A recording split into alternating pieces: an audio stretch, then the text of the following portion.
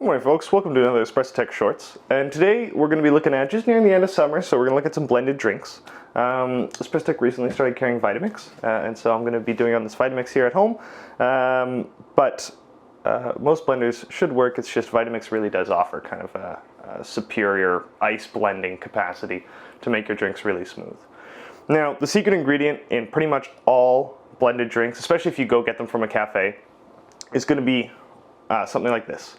This is a thickening agent or a blending agent. Agar-agar powder works very well. Xanthan gum works very well. And that's going to be what stops your ice and your liquid from separating after you've blended it. So once you pour it in your cup, you don't want that separation of ice and liquid, and that's why we'd add something like this. This happens to be potato starch.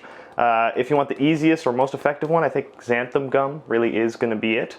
But just about any thickening agent or binding agent should do.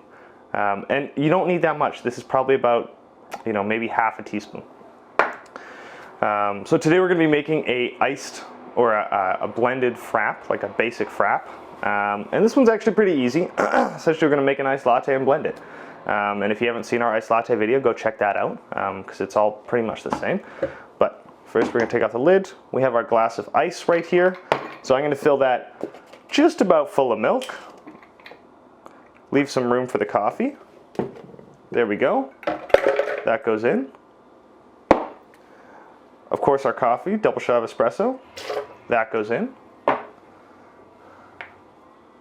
Our binding agent, so in this case, potato starch. And then I find they're really nice, just with a dash of sweetener. And today, for the sweetener, I'm using 1883 lavender syrup. And you don't need a ton. I'm only making probably about an 8-ounce beverage here, so I'm just going to do about half an ounce.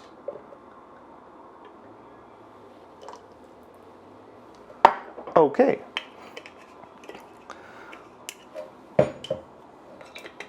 So now you're going to put the lid on. And you want to start, for blended drinks, you want to start low and work your way up. So start at whatever the lowest setting is and increase gradually. You're going to want to blend for somewhere between like 30 to 60 seconds. Ideally not too long, because especially if you have a higher powered blender, the longer you blend it, the more the ice will melt, and then you'll get sort of not as cold of a beverage. So we're going to start low and then work our way up, and I'm going to aim for somewhere between 45 and 60 seconds of blending. So here we go.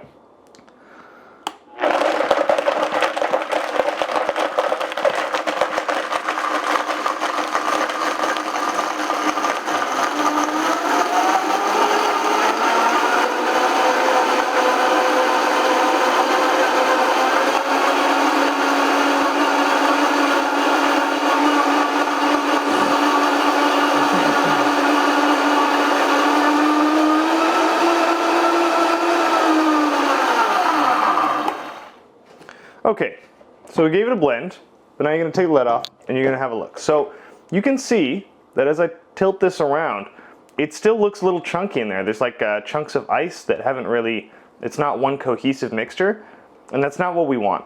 So we're going to keep blending until we get rid of that kind of like, it's almost like cottage cheese texture of ice chunks, because that won't really have a nice consistent texture throughout your blended beverage. So we're just going to give her a little bit more.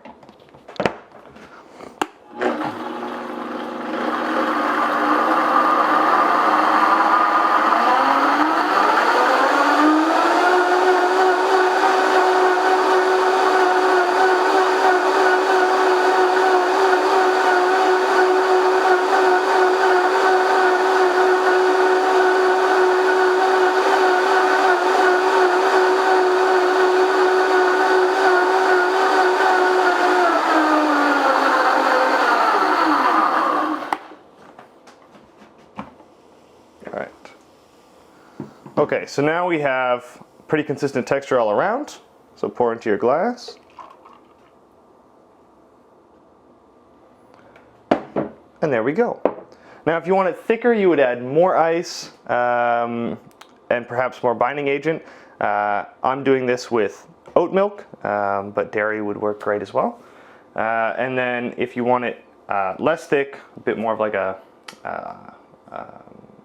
more viscous or more liquidy Frappe, you would just add a little bit less ice, or you could blend it for a little bit longer.